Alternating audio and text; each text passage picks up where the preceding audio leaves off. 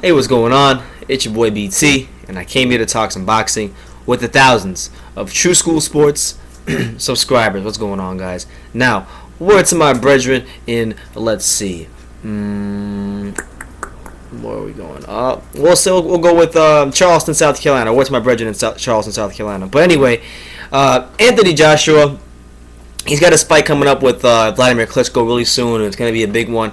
For those of you who watch the live streams on the channel, that one will probably be like an extended version, an extended live stream. So expect me to be on maybe like, we'll say an hour and a half to 2 hours before that fight. I'm going to have live coverage. Well, I shouldn't say live because I'm not in England, but I'm saying like live reaction and analysis and everything else in between, so be on the lookout for that. But in regards to this video, Anthony Joshua, he's gonna be in a pretty important heavyweight title fight. He's got his IBF title on the line. Also on the line will be the vacant WBA and IBO titles. So if he wins, because of the whole, I'm not gonna lie, out of all the sanctioning bodies, I haven't really had a problem with the IBF in the past, but I would say over the last maybe 6 to 8 months or so, the IBF, and maybe I should have had a problem with the IBF earlier, but because they were the ones who kind of split up Fury when he had the titles. But the IBF has probably been one of the most annoying sanctioning bodies in boxing because of the way, when a fighter starts snatching up titles and then they want to become undisputed, they can't become undisputed because the IBF always has these freaking mandatories, and they're so strict with their mandatories. So, like, actually, Gennady Golovkin not having the IBF has actually been a huge benefit to him because he hasn't had to split up the titles because the other sanctioning bodies, they have mandatory, but they're not nearly as strict as the IBF. Now, if Anthony Joshua beats Klitschko, as many people expect him to do, the IBF is going to force the winner of this fight to fight Kubrat Pulev, and Pulev, a talented heavyweight at one point in time, definitely a top 10 heavyweight, but has Pulev done anything in recent memory to actually earn a title shot? I mean, to be honest, I can't even remember who he fought last, because I honestly don't remember. Who did Pulev even fight last?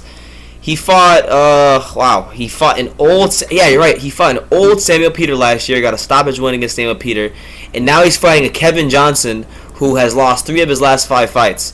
So Pulev has not done anything to put himself in the discussion for a title shot, and he's going to get one against Joshua. And that's not no disrespect to him.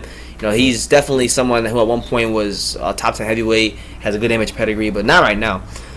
So if he wins, the IBF will enforce Joshua to fight Pulev. Then the WBA, on the other hand, they're going to enforce Joshua or Klitschko, whoever wins the fight, to fight Luis Ortiz. So what's going to wind up happening is whoever wins this fight is going to wind up vacating one of the belts, and the belts are going to be split up once again, thus making it harder for us to get an undisputed heavyweight champion, which is what we all want.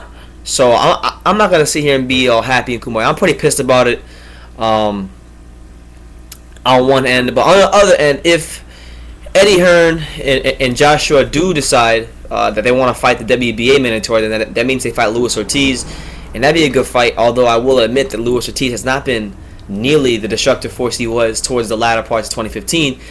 Still better, much better than a lot of the heavyweights out there. So that's what it is. But here's what Eddie Hearn said in regards to this whole situation with the WBA and the IBF. He said, I quote, "Quite possibly he will have to vacate one of them unless a deal can be done. I'm not really concerned about the belts. I'd love him to have all the belts, but as Tyson Fury found out, that's not really possible. The same thing which could happen to AJ happened to Tyson Fury. His mandatory was due. He wouldn't fight his mandatory, and he lost his belt. It'll be the same for Anthony Joshua, and there will be no exceptions for the rule. If that is the case, we'll have to make the best decisions for the future. He has to fight Pulev next. This is the unification which has avoided Pulev fight for now. So that's what it is." And not just that, they're not gonna fight Luis Ortiz. I don't see Eddie Hearn and Joshua jumping into a Luis Ortiz fight right after they fight Klitschko, because that's for them, from a business standpoint. And I hate saying that, but that's too high a risk for them and low reward. Like, I don't know. You fight Pulev, get a W on your resume, beat a decent name, continue building momentum towards a potential Deontay Wilder super fight. That's probably what will happen. I don't see him taking the WBA mandatory. So that's what it is, man. Anthony Joshua, kind of, we see history repeating itself. We see a guy who is in a position to start snatching up titles, and much like Tyson Fury, the IBF comes in with the ridiculous mandatories against someone who doesn't deserve a title shot, and the belts get split up again. How boxing is that? Anyway, let me know what you guys think. Anthony Joshua, Eddie Hearn, basically saying that, hey, we're gonna win this. Basically, they're gonna have to vacate one of the belts whether they win the fight. If they win the fight, and same thing goes for Klitschko. If he decides not to retire and he wants to defend his belts, he'll have to vacate one of the belts and fight either Klitschko, Ortiz, or maybe do a rematch of Pulev. So let me know what you guys think about this in the comments down below.